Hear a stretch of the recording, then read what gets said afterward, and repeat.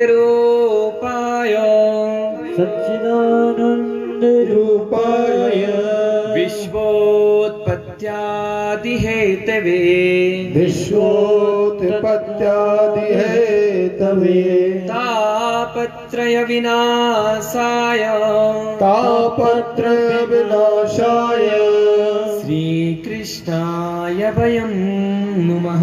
श्रीकृष्णाय वयं नमः। आपने भागवत जी का प्रथम श्लोक श्रवण किया। क्या हुआ बेटा?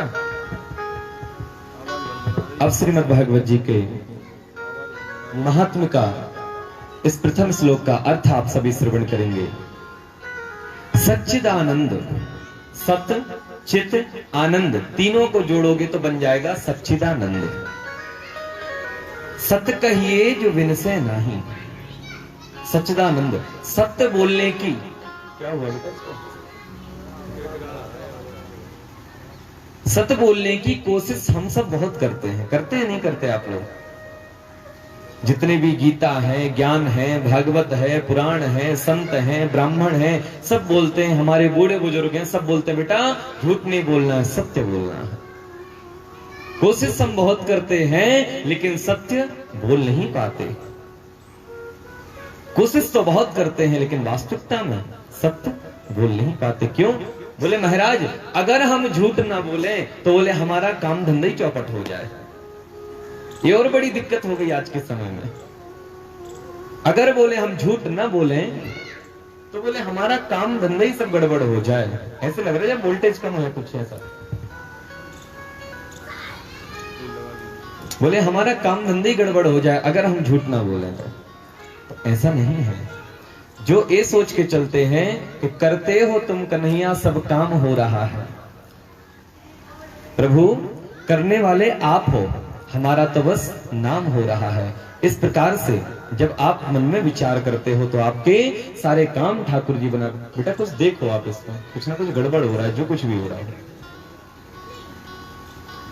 तो जब ये सोच के चलें कि हे प्रभु जैसा आप चलाओ हमारी गाड़ी को वैसे हम चलने को तैयार हैं। लगन तुमसे लगा बैठे, जो होगा देखा जाएगा। और तेरे हवाले मेरी गाड़ी, तू जाने तेरा काम जाने। जब इस रास्ते पे हम चलते हैं तो ठाकुर जी अपने आप सारे काम हमारे बनाते चले जाते हैं। तो सत्य बोलने की कोशिश हम बहुत करते हैं लेकिन सत्य बोलने में बड़ा हिचकिचाते हैं। कई लोग तो हमने ऐसे देखे हैं कि जो सत्य बोलकर के काम हो सकता है उसको भी झूठ बोलेंगे। जो सही बोलकर काम हो सकता है उसको भी कहीं ना कहीं झूठ बोल के गड़बड़ कर देंगे। और एक झूठ बोल करके न जाने कितने झूठों को बोलना पड़ता है, फिर आपको भी पता होगा। एक अगर झूठ बोल जाए तो फिर कितने झूठ उसको छुपाने के लिए बोलना पड़ता है और लास्ट में जाके वो बात खुल जाती है। फ्रेंड से बोले तो जिनसे स्वयं सत्य प्रकट होता है। दूसरे नंबर आता है चित्त। हमारा चित्त, हमारा मन हमारे बस में नहीं है। बैठे यहां हैं, मन घर पे है या और कहीं कारोबार में है, रिश्तेदार में है। मन से ज्यादा स्पीड में दौड़ने वाली कोई चीज बनी नहीं आज तक। पल में आपके गांव में है और पल में महाराज अमेरिका पहुंच जाए। इतने जल्दी कोई चीज नहीं पहुंच सकती जितने जल्दी मन पहुंच सकता है। इससे ज्यादा स्पीड वाली कोई चीज आज तक दुनिया में है ही नहीं। मन से ज्यादा स्पीड कुछ में नहीं। तो बोले हमारा मन, हमारा चित्त हमारे बस में नहीं है, लेकिन जो स्वयं चित्त स्वरूप है उसका चित्त उसके बस में है। तीसरे नंबर आनंद। आनंद तो एक अलग चीज है महाराज। आनंद की खोज आज दुनिया में हर एक व्यक्ति कर रहा है। कौन नहीं चाहता आनंद, बताइए? सब चाहते हैं, नहीं चाहते? आनंद सब चाहते हैं, लेकिन वास्तविकता में आनंद आपको मिला कब? आनंद हमें नहीं मिलता है बंधु। घर का एक कांटा चुभा, घर भी बन गया। घर बन गया, गृह प्रवेश हुआ, बड़ा आनंद आया। गृह प्रवेश हुआ, बोले बड़ा आनंद आया महाराज, गृह प्रवेश हो गया। आज घर तो है लेकिन महीना, 2 महीना, 4 महीना, साल भर बाद घर तो वही है लेकिन आनंद गया। अब क्या कांटा चुभा? बोले महाराज अब घर तो बन गया, एक गाड़ी हो जाए तो बड़ा आनंद आ जाए। धीरे धीरे मेहनत किए, गाड़ी भी आ गई। अब गाड़ी आई जिस दिन महाराज, गाड़ी की पूजा पंडित जी कराने आए, बड़ा आनंद आया। अब तो महाराज गाड़ी में घूमने लगे, एसी में घूम रहे हैं गाड़ी में, बड़ा आनंद आ रहा है। लेकिन कुछ दिन बाद, 6 महीना साल भर बाद, गाड़ी तो है लेकिन आनंद फिर गया। बोले क्यों? बोले हमारे पड़ोसी ने, हमारे गांव में उस व्यक्ति ने हमसे बड़ी गाड़ी ले ली, हम भी कुछ ऐसा करें, हम भी बड़ी गाड़ी ले। तो उस गाड़ी को बेचना है, दूसरी खरीदना है। फिर ये मकान अब पुराना हो गया, वहां भी सोच रहे हैं अलीगढ़ में एक प्लॉट डाल दें। एक बुलंदशहर में भी सोच रहे हैं।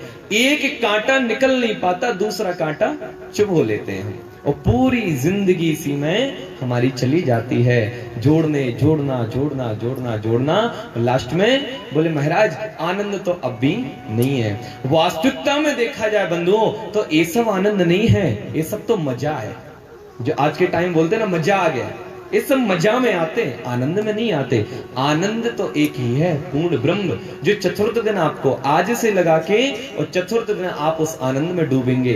कलश यात्रा में आप देख रहे थे कितना आनंद था, इसको आनंद बोलते हैं। वास्तविकता में मस्ती ये है, वास्तविकता में आनंद ये है। और आज से चतुर्थ दिवस इसी पांडाल में नंद के आनंद भयो जय कन्हैया लाल की, नंद के आनंद भयो जय कन्हैया लाल की। ओ नंद के आनंद भयो जय कन्हैया लाल की। ओ नंद के आनंद भयो जय कन्हैया लाल की। ओ जय कन्हैया लाल की और जय हो गोपाल की। जय कन्हैया लाल की, ओ जय हो गोपाल की। नंद के आनंद भयो जय कन्हैया लाल की। ओ नंद के आनंद भयो जय कन्हैया लाल की।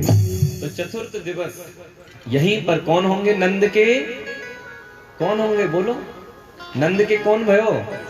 छोरा भयो, बालक भयो, कौन भयो? हैं?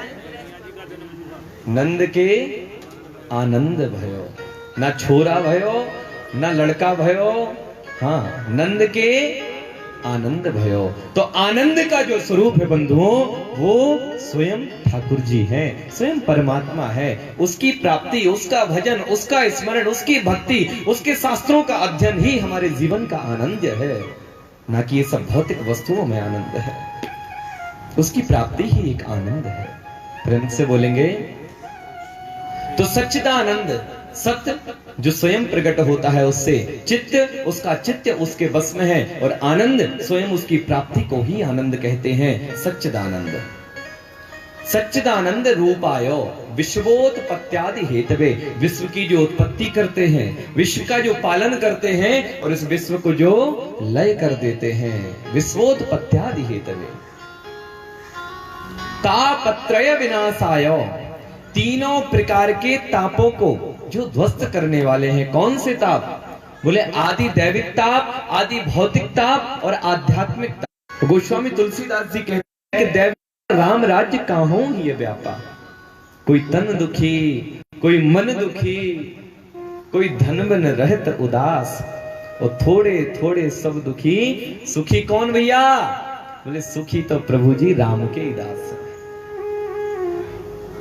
कोई तन दुखी, कोई मन दुखी, कोई तन से दुखी महाराज, बीमारी घेरे बेचारे, तन से दुखी, ना अच्छे से खा पाए, खूब पैसा है चकाचक, लेकिन खाई ना पा रहा। वह पैसा है, क्या मतलब को? वो पैसा है? वह पैसा खाई ना सके, बात से बढ़िया व्यंजन पदार्थ ना खा पा रहा तो काय को पैसा। कोई तन दुखी, कोई मन दुखी महाराज। बाकी मन में इतनी टेंशन है जितनी अपने पीए में टेंशन नहीं, इतने बाकी मन में टेंशन है। छोटी छोटी बात पे टेंशन, छोटी छोटी बात पे टेंशन। तो कोई तन दुखी, कोई मन दुखी, और कोई बोले धन बिन रहे तो उदास। बोले आप एक के पास इतना धन है कि वो व्यंजन नहीं खा पा रहा बढ़िया बनवा के, और एक के पास बोले धन ही नहीं है, वो बेचारा दुखी है। प्रभु जी कहीं से पैसा दे दो, कहीं से धन बरस जाए। अभी पिछली कथा में अलीगढ़ में कर रहा था, वहां एक व्यक्ति हमारे पास बैठा तो मुझसे कहता, गुरुजी कभी कभी तो लगता है कि कोई ऊपर से सूटकेस गिर जाए पैसा का, ऊपर से कोई सूटकेस पैसा का गिर जाए सो ही आनंद आ जाए। प्रेम से बोले राधे राधे। बिगर मेहनत का कमाने के लिए इंसान बिल्कुल तत्पर खड़ा है, बिगर मेहनत का मिल जाए, मेहनत करना नहीं चाहता, बगैर मेहनत के मिल जाए महाराज जी आनंद आ जाए।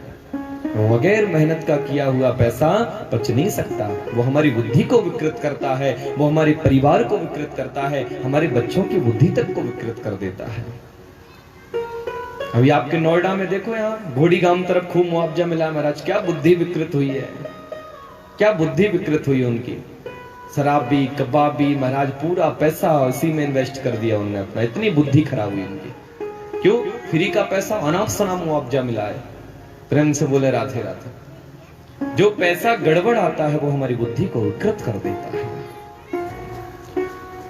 तो चर्चा चल रही थी तापत्रय विनाशाय, जो तीनों प्रकार के तापों को भी खत्म करने वाले हैं। वैसे कौन? बोले तापत्र विनाशाय श्री कृष्णाय वयं नमः। ऐसे श्री कृष्ण को हम प्रणाम करते हैं। ये प्रथम श्लोक का अर्थ आप सभी ने श्रवण किया। आगे चल करके बड़ी सुंदर कथा आती है। नेमिसे सूतमाशीनो भीवद्ध महामतम कथा मृदवस स्वादः कुशलः सौनको ब्रवीतः। नैमिसारण्य क्षेत्र में 88,000 सौनकादि ऋषि विराजमान है और उन्हीं के मध्य में श्री सूत जी महाराज का आगमन हुआ।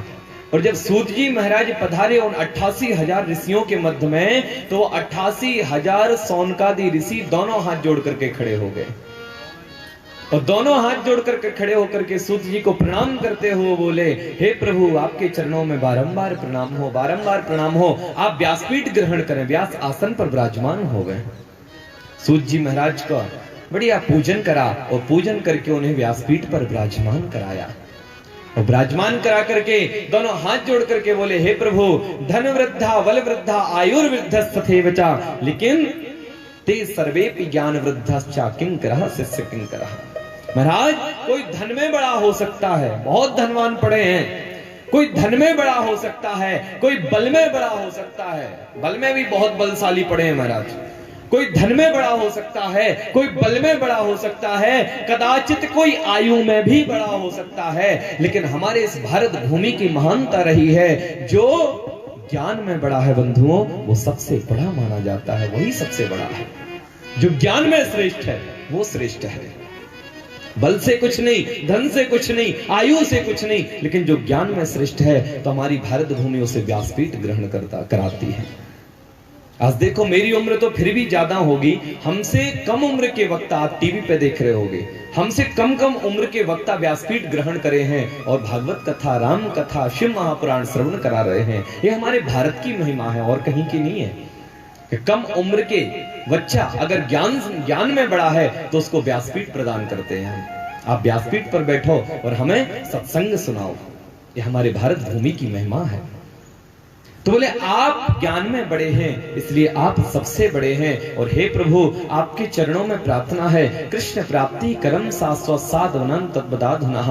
कृष्ण प्राप्ति का शाश्वत साधन बताइए। एक तो होती है प्राप्ति, दूसरी होती है शाश्वत प्राप्ति।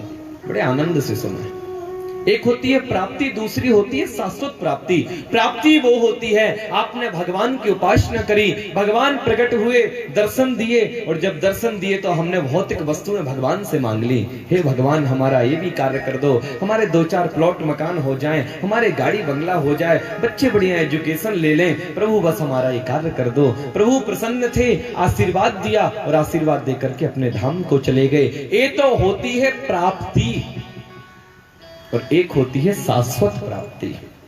शाश्वत प्राप्ति का मतलब होता है भगवान की भक्ति करने के बाद भगवान आए और जब आए तो भगवान के चरण पकड़ के कह दो प्रभु अब वापस कभी मत जाना। ये होती है शाश्वत प्राप्ति। तो बोले कृष्ण प्राप्ति करम शाश्वत साधनम तद्वदाधुनः। कृष्ण प्राप्ति का शाश्वत साधन आप बताइएगा, कृष्ण की शाश्वत प्राप्ति कैसे हो। प्रसन्न हो गए श्री सूत जी महाराज और सूत जी महाराज अब कहते हैं आप सभी को जन्म जन्मांतरे पुण्यम तथा भागवतम लभेतः। जन्म जन्मांतरों के कल्प कल्पांतरों के युग युगांतरों के जब पुण्यों का उदय होता है तब भागवत कथा श्रवण की जाती है। तो बोले ऐसी पुण्यमयी भागवत कथा हम आपको श्रवण कराते हैं, आप श्रवण करें जो हमारे पूज्य गुरुदेव ने हमें श्रवण कराई थी। तो ऐसी सुंदर सुमधुर भागवत कथा श्री सूत जी महाराज गंगा तट पर बैठ करके 88,000 सौनकादि ऋषियों को अब श्रवण करा रहे हैं। प्रेम से बोले भागवत कथा बहुत बहुमूल्य है। सौनकादि ऋषियों, भागवत कथा बहुत बहुमूल्य है। हमें तो वह सुलभता से प्राप्त हो जाती है, इसलिए हम मूल नहीं समझते, लेकिन भागवत कथा बहुमूल्य है। कैसे? बोले भागवत कथा देव दुर्लभ ग्रंथ है, देवताओं के लिए प्राप्त नहीं है भागवत। हम और आप इस मृत्युलोक में, इस पृथ्वी पर भागवत श्रवण कर रहे हैं, भूलोक पर भागवत श्रवण कर रहे हैं, देवता श्रवण नहीं कर पाते। बोले महाराज ऐसे नहीं मानेंगे हम इस बात को, आपकी कोई प्रमाण है आपके पास? 7 दिन में सारा आलस भाग जाएगा। हाँ, प्रेम से बोले राधे राधे। बोले ऐसे नहीं मानेंगे हम बात को। आजकल व्यक्ति प्रमाण मांगता है, हर एक चीज का प्रमाण। बोले ऐसे नहीं मानते आपके बात को। कोई प्रमाण हो इस बात का तो बताओ कि भागवत सुलभ है या दुर्लभ है, इसका कोई प्रमाण है आपके पास? बोले बिल्कुल है। बोले बताइए क्या प्रमाण है? तो बोले सुनो, एक बार जब राजा परीक्षित को सुखदेव जी महाराज कथा श्रवण कराने बैठे, तब वहां पर देवता पधारे। और देवता क्या? बोले देवता अमृत का कलश लेके पधारे, और अमृत का कलश लेकर के बोलते हैं, हे प्रभुवर, ये आप देख रहे हैं क्या है? सुखदेव भगवान बोले क्या है? बोले अमृत है। बोले अमृत लेकर और तुम? स्वर्ग की दुर्लभ वस्तु अमृत। स्वर्ग में अमृत को लॉकर के अंदर, लॉकर के अंदर, लॉकर के अंदर, डजन लॉकर के अंदर रखा जाता है। अमृत बहुमूल्य वस्तु है भाई, एक बूंद जिसने पी ली वो अमर हो गया। तो अमृत को इतना संभाल के रखा जाता है, और वो अमृत को तू इंद्र लेकर के घूम रहा है यहां पर, क्या कारण है? क्या प्रयोजन है तेरा? तो बोले महाराज आप परीक्षित को जो कथा श्रवण करा रहे हो ना, ये भागवत कथामृत हमें श्रवण करा दो।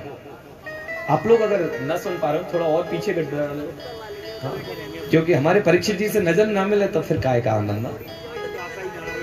हाँ, आनंद लो। तो बोले भागवत कथा बड़े ध्यान से सुने। बोले भागवत कथा आप हमें श्रवण करा दो, और बोले ये अमृत है, परीक्षित को पिला दो, और अमृत जब परीक्षित पी लेगा तो अमर हो जाएगा। सुखदेव भगवान तुरंत बोले, इंद्र समन्वय करने आया है, मूल भाव करने आया है हमसे। तो भागवत का मूल भाव हमसे करने आया है। सुन इंद्र, क्वा स्वधा क्वा कथा लोके क्वा काचा क्वा मरमहान। कहां है तेरा कांच का टुकड़ा अमृत, और कहां मेरी सुनमय बहुमूल्य मणि माणिक्यमय भागवत कथा? मैं तुझे प्रदान कर दूंगा। कदाचित तू कांच का टुकड़ा लेकर के भागवत के साथ मूल भाव कर रहा है। मैं भागवत तुझे श्रवण नहीं कराता, चल भाग यहां से। भगा दिया धुतकार कर सुखदेव भगवान ने वहां किसको? इंद्र को, जो अमृत लेकर के आया था, उसको वहां से भगा दिया। इंद्र महाराज बड़े क्रुद्ध हुए, क्रुद्ध होकर ब्रह्मा के पास पहुंचे। ब्रह्मा जी से बोले हमारा आज बहुत बड़ा अपमान हुआ है, हम छोड़ेंगे नहीं। ब्रह्मा बोले बात क्या है तो बता भाई, अपमान तेरा हुआ मैं मानता हूं, बात क्या है तो बता। अरे बोले हम अमृत का कलश लेकर के गए, अमृत कलश हम लेकर के गए, और वहां पर जाकर के सुखदेव जी ने हमें भगा दिया, वहां से हमें धुतकार कर भगा दिया, देवताओं का सम्मान नहीं किया। बोले इतनी बड़ी भागवत क्या अमृत से बड़ी हो गई? तो बोले ऐसा है, 7 दिन बीतने दो, परीक्षित को कथा श्रवण कराने दो, और हमें बताने की जरूरत नहीं, तुम खुद ही देख लेना। ब्रह्मा जी बोले 7 दिन बीतने तो दो, परीक्षित श्रवण कर रहा है, देख लेना क्या परिणाम होता है, अपने आप देख लेना भागवत क्या है। बोले ठीक है जी। 7 दिन वहां पर बैठे, और 7 दिन वहां पर बैठ करके कथा परीक्षित ने श्रवण करी, और कथा जब श्रवण करी तो परीक्षित का मोक्ष हो गया। और जब परीक्षित का मोक्ष हुआ तब ब्रह्मा जी ने तराजू उठाई, ब्रह्मा जी ने तराजू उठाई, और तराजू उठा करके एक पल्ले पर भागवत जी को रखा, एक पल्ले पर सारे धर्म ग्रंथ रखे, और जैसे ही तराजू को उठाया,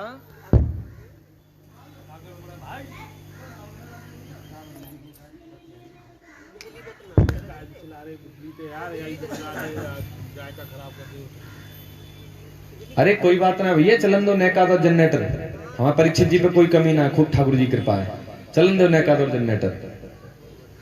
हाँ, प्रेम से बोले राधे राधे।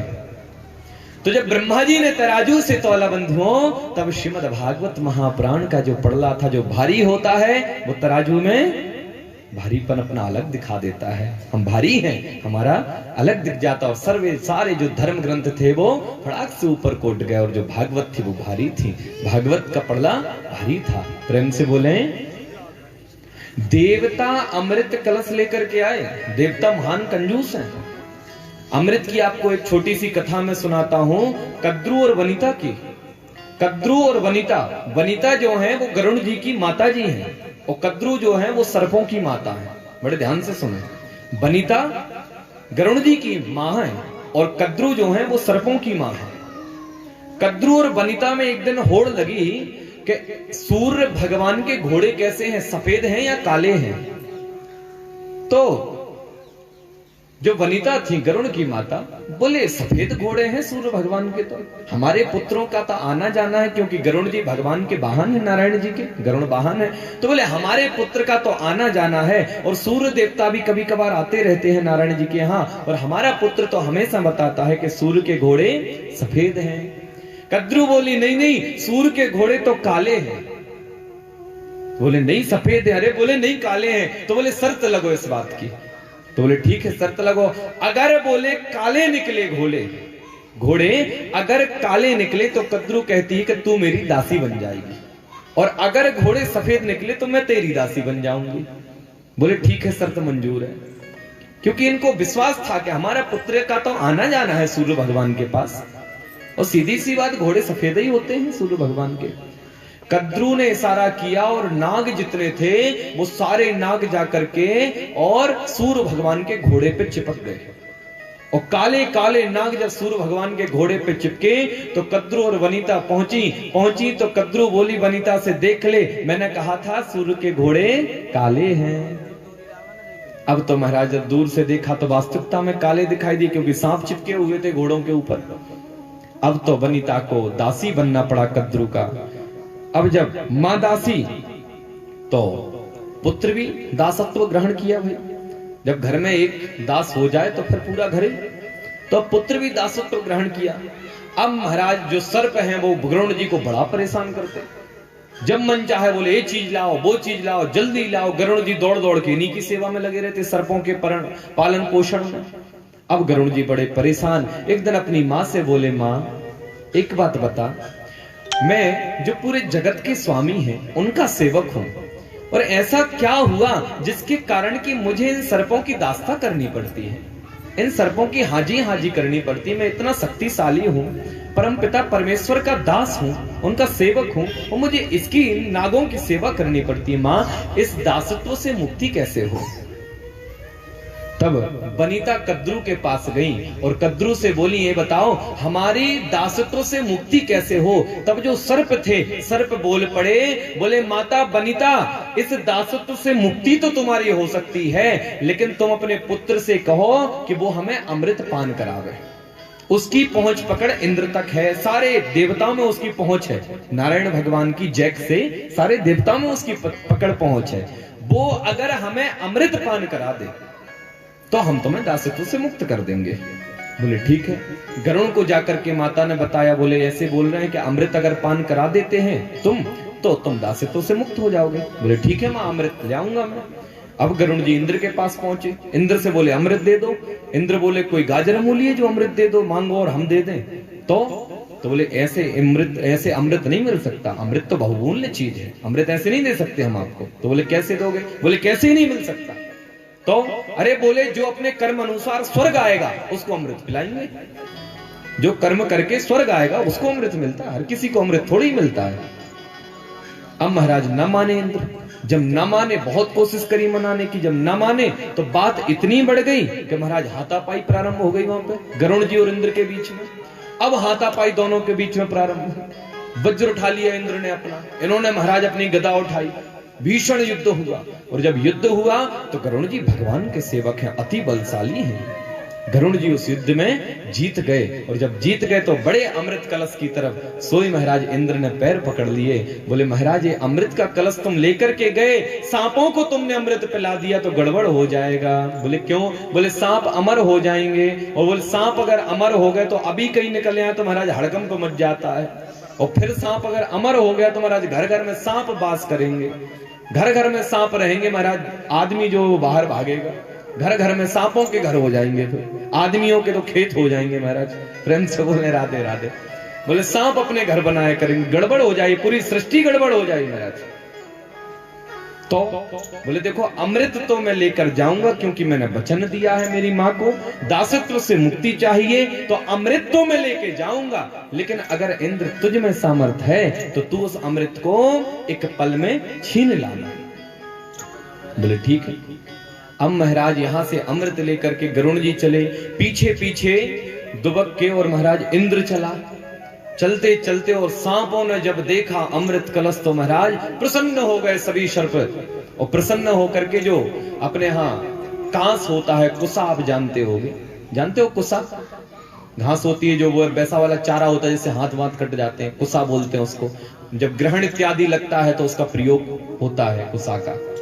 तो वहां सारे सर्प इकट्ठे थे कुसा के ऊपर। अब जैसे ही अमृत लेके महाराज पहुंचे गरुण जी, सोई इन्होंने तो अमृत का कलश रखा, गरुण जी ने अमृत का कलश उस घास पर रखा, सर्प दौड़े महाराज टूटे अमृत पीने के लिए, और जैसे ही रखा सोई इंद्र ने महाराज वो कलश उठाया, और जैसे ही उठाया तो झीना झपटी में एक बूंद अमृत की उस घास पर, उस चारे पर गिर गई। और जैसे ही एक बूंद गिरी तो इंद्र तो भागा कलश लेके, और जो एक बूंद गिरी उस एक बूंद को पीने के लिए सारे सर्प झपके महाराज, और जैसे ही लपटे सारे सर्प तो सर्प की जीभ कट गई। सर्प की हमेशा जीभ दो होती है नहीं, सर्प एक जीभ का नहीं होता, दो जीभ, वो तभी से कटी है वो दो जीभ। उन्होंने उस घास में अपना मुंह मारा अमृत पीने के लिए, और वो घास कटीली थी, कांटेदार वो घास थी, तो दो जीभ हो गई, कट गई बीच में से महाराज।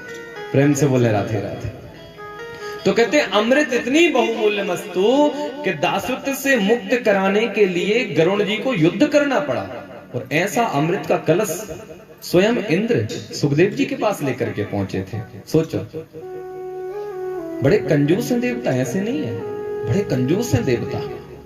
कितने कंजूस, एक छोटा सा दृष्टांत है आपको बताता हूं, कितने कंजूस हैं देवता। सुनिएगा, एक गांव में 3 कंजूस रहे करे। कितने? 3 कंजूस रहते एक गांव में। अब महाराज पूरा क्षेत्र उनसे कंजूस कंजूस बोलता, जहां जिस गली से निकले, जिस मोहल्ला से निकले, अरे भैया कंजूस जा रहे, कंजूस। जहां गली से ना भैया कंजूस कंजूस जा रहे, देखो 3 ही जा रहे, कंजूस जा रहे। बड़े परेशान बेचारे, कोई इज्जत नहीं करता उनकी गांव में, क्षेत्र में, कस्बे में। बड़े परेशान हो गए। जब परेशान हो गए तो तीनों ने एक दिन मीटिंग करी, बोले पूरी बस्ती जो है हमें कंजूस बोलती है, हम आज कुछ ना कुछ खरीद के लाएंगे।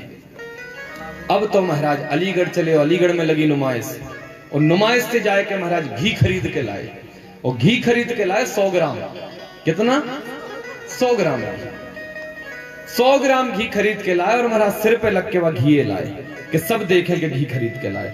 और पूरे गांव में घूम के, जैसे हम परिक्रमा लगा के आए ना पूरे गांव में शोभा यात्रा, ऐसे पूरे गांव में घूम के बताए, देख लो आज के बाद कोई कंजूस मत कहियो, हम घी खरीद के लाए हैं। सब देख देख बड़े हंसे महाराज। कितनों लाए? अरे बोले 100 ग्राम घी लाए हैं, नुमाइश से लाए हैं खरीद के, अलीगढ़ से खरीद के लाए हैं घी। अब तो महाराज समय व्यतीत हुआ, और जब समय व्यतीत हुआ तो महीने 2 महीने बाद एक पंचायत जुड़ी गांव में, और जब पंचायत जुड़ी तो 5 पंच बैठे, और 5 पंच बैठे तो वहां एक कंजूस भी खड़े थे। बात चलते चलते उन पंचों ने कहा, भाई तुम्हारे बारे में आजकल बहुत सुना जा रहा है क्षेत्र में, क्या हाल चाल है तुम्हारे? बोले महाराज सब कृपा है। बोले तुम्हारे बारे में बहुत सुन रहे हैं आजकल, तुम बड़े कंजूस हो। अरे बोले महाराज ऐसा बिल्कुल मत बोलना, हम कंजूस हैं। तो अरे बोले हम घी खरीद के लाए। अब जो गांव के थे तो पंच जी से बोले पंच जी ये पूछना कब खरीद के लाए? तो पंच जी बोले कब खरीद के लाए? बोले हम 2 महीना पहले घी लेके आए। बोले जब से क्या लेके आए फिर? बोले तब से कुछ नहीं लेके आए।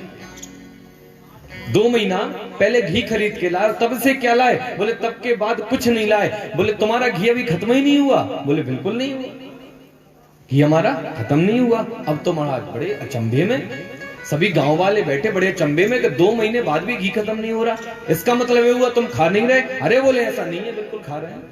बोले कैसे खा रहे हो बताओ? अब महाराज पहले को सामने खड़ा किया, पूरा गांव बैठा है, पंचायत बैठी है, पंच बैठे हैं, एक को सामने खड़ा किया, उससे बोले हाँ भाई तू बता घी को कैसे खाते हैं? तो बोले महाराज हमारे घर में जब सारी रोटियां बन जाती हैं तब हम क्या करते हैं, घी की सीसी को खोलते हैं और घी की उस बरनी को खोल करके थोड़ा सा घी ऊपर की रोटी पे लगा देते हैं, थोड़ा सा नीचे की रोटी पे लगा देते हैं और समझ लेते हैं पूरी रोटी चुपड़ी गई, पूरी रोटी चुपड़ी गई, ये समझ लेते हैं। हमारा चल रहा है अभी, 2 महीना हो गया चल रहा है अभी। अच्छा जी। अब महाराज दूसरा बगल में खड़ा था वो पहले वाले से बोला, हे भगवान इतना खर्चा करता है तू, ऊपर की रोटी में घी नीचे की रोटी में घी, इतना सारा खर्चा। अब महाराज गांव के बोले तू बता तो तू कैसे करता है भाई?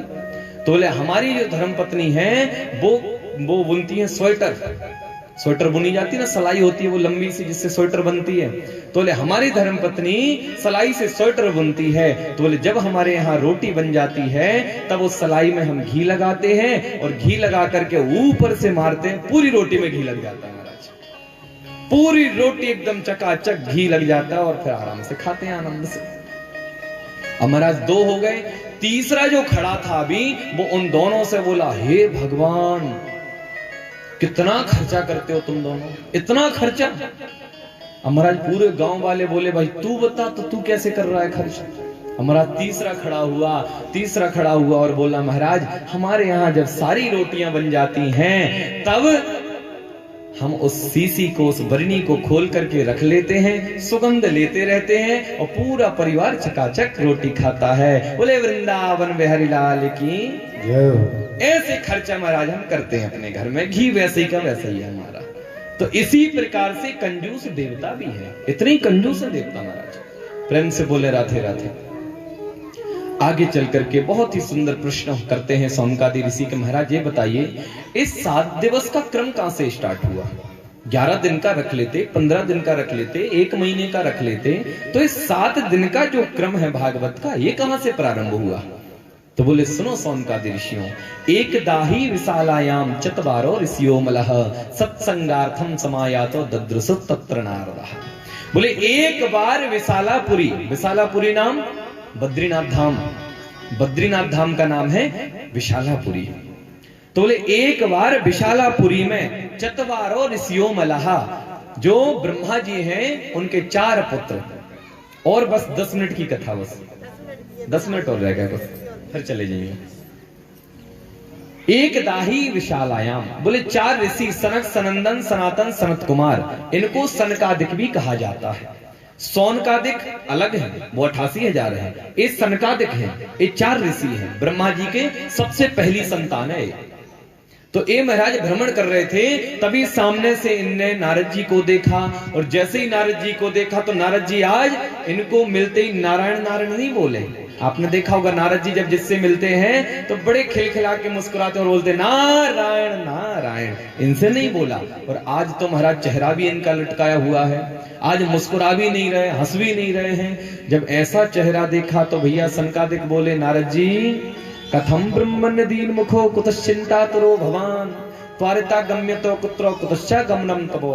नारद जी ना तुम्हारी धर्मपत्नी है कि उनकी टेंशन हो तुम्हें के बाद साड़ी लिपस्टिक मंगाई, ना तुम्हारे बालक बच्चे हैं कि उनके फीस फर्रे को लफड़ा हो, तुम्हें काई की टेंशन है? घर गृहस्थी तुम्हारे है ना, विलक्षण महात्मा हो तुम, तुम्हें काई की टेंशन है गई कि मुंह लटका के घूम रहे हो तुम? बोले महाराज मत पूछो, बड़ी टेंशन है आज।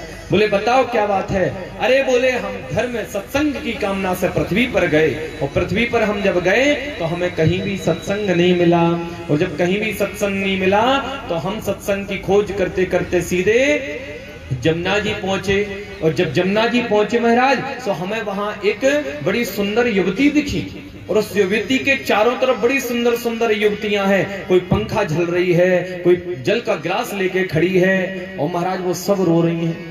और जो सुंदर एक बीच में युवती बैठी हैं, उनके दोनों पैरों पे 2 कोई बूढ़े पड़े हैं। मैंने ये दृश्य देखा, मैं बड़ा अचंभित हो गया। मैंने कि इतनी सुंदर सुंदर स्त्रियां खड़ी हैं और ये 2 जो बूढ़े पड़े हैं ये कौन है?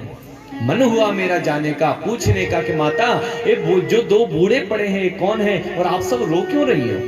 क्या बात है, क्यों रोती हो आप सब? नारद जी ने अगले क्षण मन में विचार किया, माताओं का स्वभाव है कोई पता नहीं है, पल में रो जाए, पल में महाराज हंस जाए, माताओं का स्वभाव है।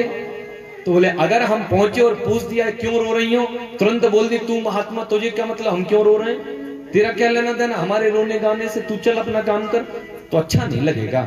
इसलिए नारद जी वहां से उनके पास में से देखते देखते आगे जाने लगे, और जैसे ही आगे जाने लगे सोई महाराज जो माता थी सुंदरी सी जो बीच में बैठी थी, वो तुरंत नारद जी से बोल पड़ी, भो भो साधु क्षणम तिष्ठा मन चिंता ममिनाशया, हे साधु, हे महात्मा, हे प्रभु, थोड़ा ठहरो और मेरी चिंता, मेरे संकट को दूर करो। तुरंत नारद जी आए, हाथ जोड़े, माता आप कौन है, ये दोनों पुत्र जो वृद्ध पड़े ये कौन है, और ये सभी सखियां ये सब कौन है। तुरंत वो बोल पड़ी, अहम भक्ति ऋतिख्यातो इमो में तनियो मतो ज्ञान वैराग्य नामानो कालियोगे ने जर्जरो। मेरा नाम नारद भक्ति है, ये दोनों जो वृद्ध पड़े हैं ये मेरे पुत्र हैं, और ये जो सारी सखियां खड़ी हैं ये गंगा, गोदा, नर्मदा, सिंधु, कावेरी इत्यादि नदियां हैं। नारद जी कहते हैं, मां आप जवान और पुत्र बूढ़े, ये उल्टी गंगा मेरे समझ में नहीं आई।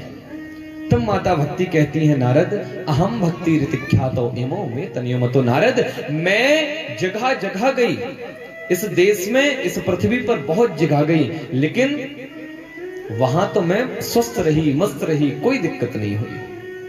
जो मेरा स्वरूप था वो मेरा रहा, और जो मेरे पुत्रों का स्वरूप था उन्हें जवान होना चाहिए वो भी जवान रहे।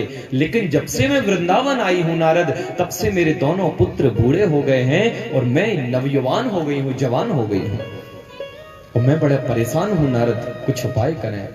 नारद जी ने महाराज बड़े बड़े उपाय करे, बड़े बड़े उपाय करे। माता भक्ति के दोनों पुत्रों को पुनः जीर्ण करने के लिए, पुनः उनको वैसा ही शरीर प्राप्त कराने के लिए जो होना चाहिए वास्तविक शरीर, बड़े बड़े उपाय करे, लेकिन कुछ भी नहीं हुआ। जब कुछ भी नहीं हुआ तो नारद जी को आकाशवाणी हुई, हे नारद सत्संग करो, हे नारद कुछ सत्संग करो।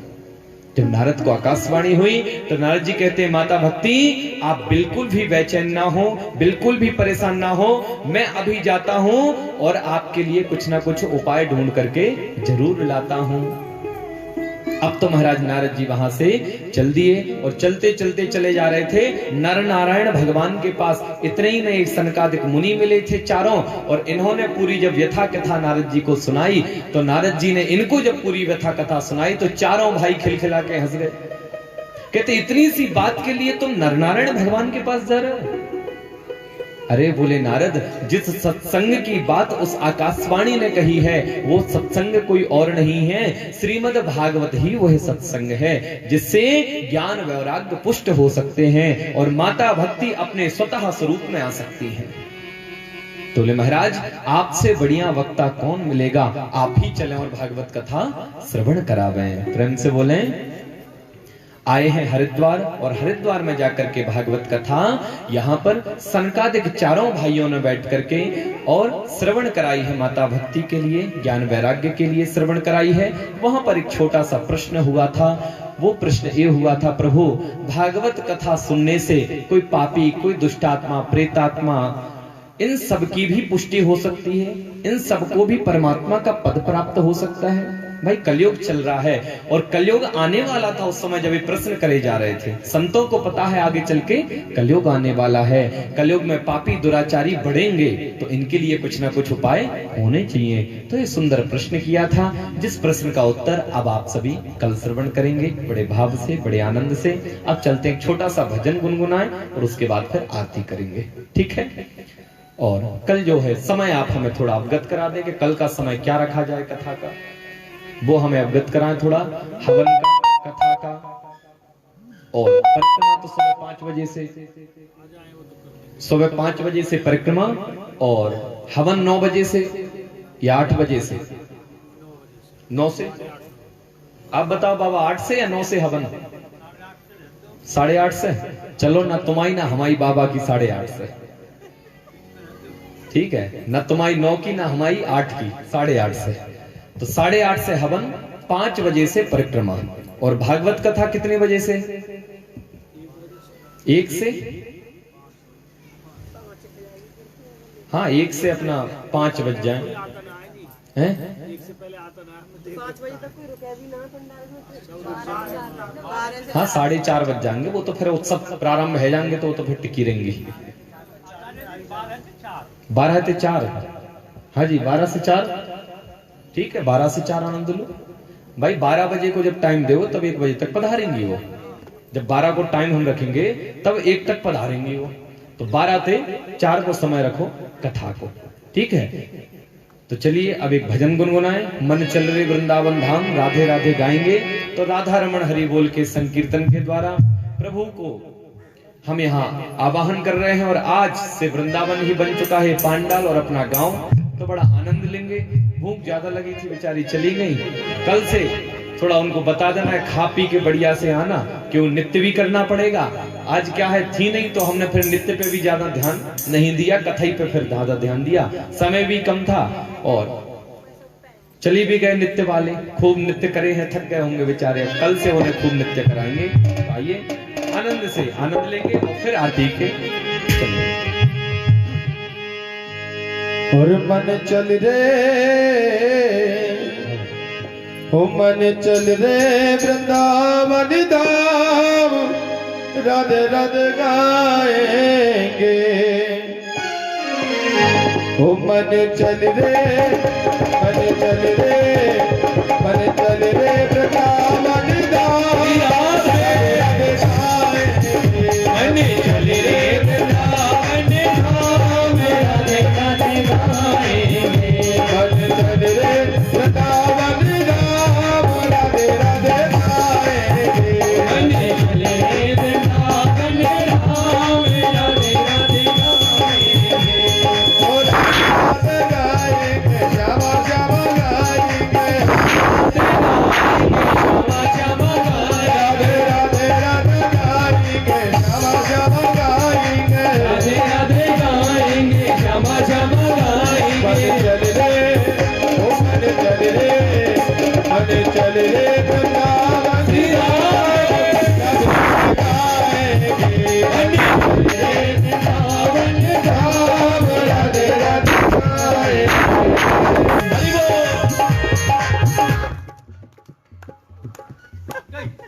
लगाई गाई को भैया। ओ मन चल रे वृंदावन धाम, राधे राधे गाएंगे। मन चल रे वृंदावन धाम, राधे राधे गाएंगे। ओ राधे राधे गाएंगे, श्यामा श्यामा गाएंगे। राधे राधे गाएंगे, श्यामा श्यामा गाएंगे। और राधे राधे गाएंगे, श्यामा श्यामा गाएंगे। राधे राधे गाएंगे, श्यामा श्यामा ओ गाएंगे। मन चल रे वृंदावन धाम, राधे राधे गाएंगे। मन चल रे वृंदावन धाम, राधे राधे गाएंगे। तो वहीं मिलेंगे श्यामा श्याम, राधे राधे गाएंगे। तो वहीं मिलेंगे श्याम राधे राधे गाएंगे।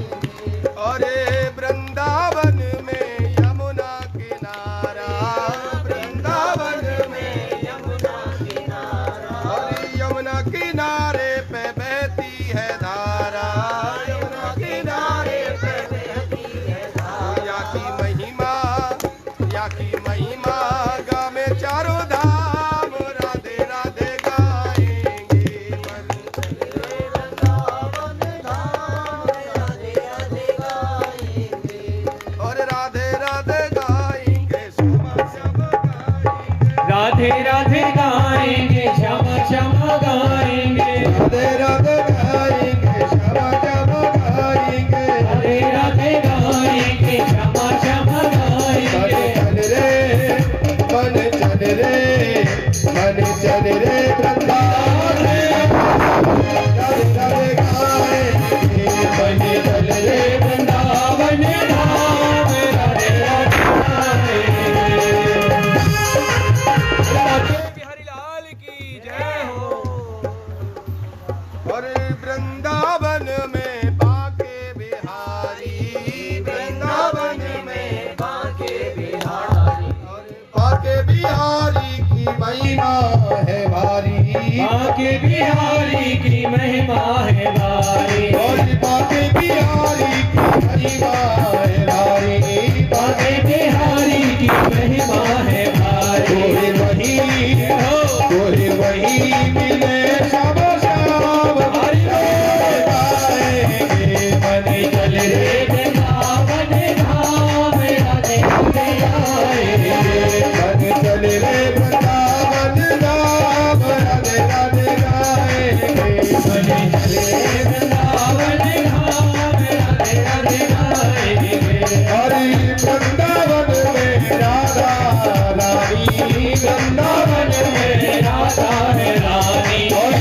तीजा पर भरती है पानी आगे चरण दौलत शाह राधे गाएंगे आगे चरण दौलत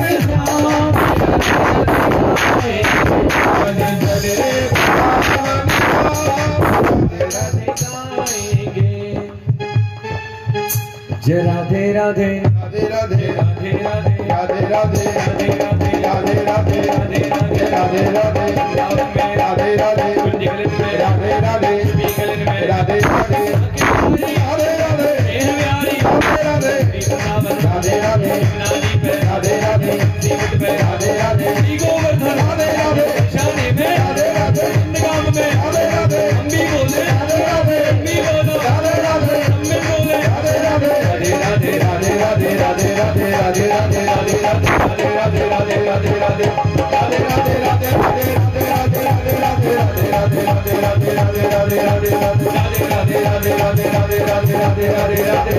राधे राधे राधे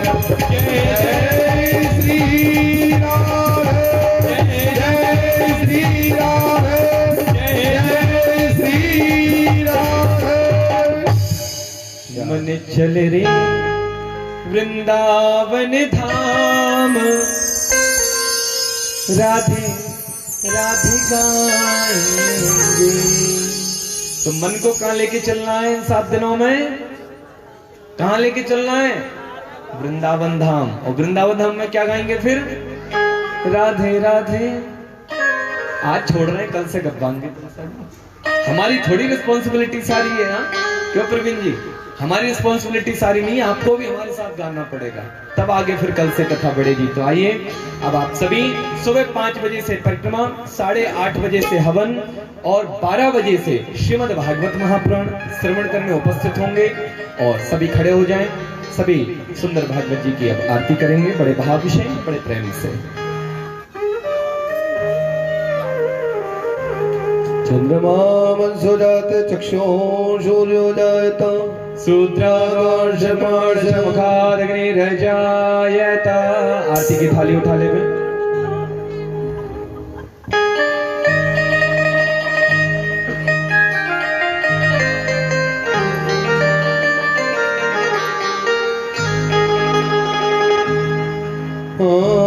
बाके बिहारी लाल की सखी आरती की जय। बाके बिहारी लाल की आरती की जय। बाके बिहारी लाल की आरती की जय। बाके बिहारी लाल की सब आरती की जय। बाके बिहारी लाल की सब आरती की जय। सखी आरती की जय। आरती की जय सखी आरती की जय। ओ आरती की जय सखी आरती की जय। आरती की जय सखी आरती की जय। रमण बिहारी सरकार की सब आरती की जय। आगे बिहारी लाल की सब आरती की जय। ओ चरणों से निकली है गंगाधारी। चरणों से निकली है गंगाधारी। ओ जिसने सारी दुनिया तारी। जिसने सारी दुनिया तारी। उन चरणों पे बलिहारी जी सखी आरती की जय। आगे बिहारी लाल की सब आरती की जय। ओ रमण बिहारी सरकार की सब आरती की जय। रमण बिहारी सरकार की सब आरती की जय। ओ श्री हरिदास के प्यारे तुम हो। श्री हरिदास के प्यारे तुम हो। मान मेरा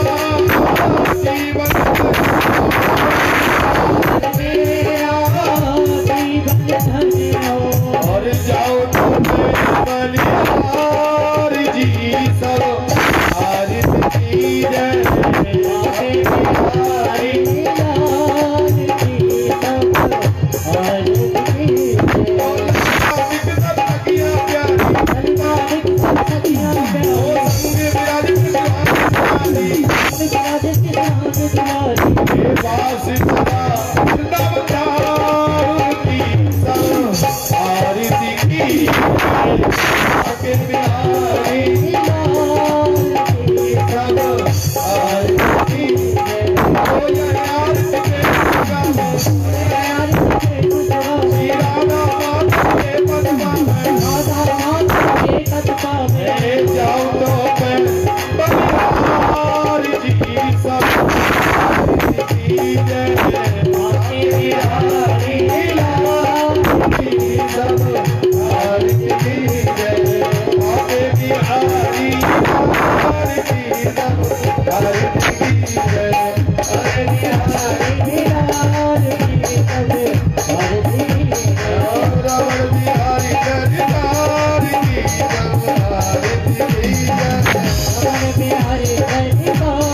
की सब आरती जय कर्पूर गौरव करुणावतारम सारं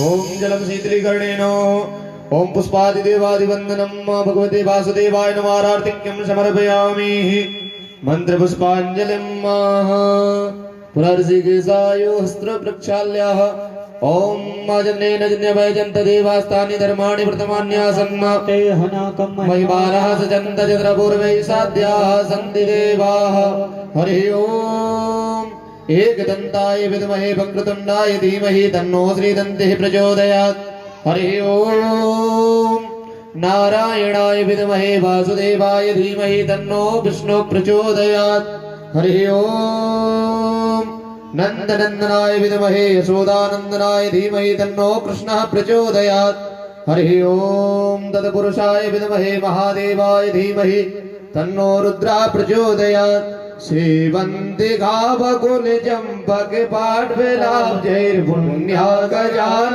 कर वीर रसाल पुष्पै बिल्वा प्रवाल तुलसी दल भजने त्वं पूजयामि जगदीशर मे प्रसीद नाना सुगन्ध पुष्पाणि यथा कालोद्भवानि च पुष्पाञ्जलि मया दत्ता ग्रहाणं परमेश्वर श्री बालकृष्णाय नमः पुराण पुरुषोत्तमाय नमः भगवते वासुदेवाय नमः श्री सुखदेवाय नमः मंत्र पुष्पांजलिं समर्पयामि भाव पुष्पांजलिं समर्पयामि बोली पुराण पुरुषोत्तम भगवान की जय श्रीमद् भागवत महापुराण की जय श्री वेदव्यास जी महाराज की जय श्री सुखदेव जी महाराज की जय श्री परीक्षित जी महाराज की जय श्री भाग्य बिहारी लाल की जय श्री राधा रमण लाल की जय श्री राधा वल्लभ लाल की जय श्री राधा रानी सरकार की जय मोर मुकुट बंसी वाले की जय बाल कृष्ण लाल की जय यमुने महारानी की जय जय जय श्री राधे जय जय श्री राधे जय जय श्री राधे श्याम हरि। सभी भक्तगण 12 बजे से 4 बजे तक सभी भक्तगण ज्यादा से ज्यादा संख्या में पधारने की कृपा करें, सभी को बताएं, सभी को फेसबुक करें, व्हाट्सएप करो, ज्यादा से ज्यादा है नाते रिश्तेदारों ने भी कथा सुनवाएं। बोलिए बांके बिहारी लाल की।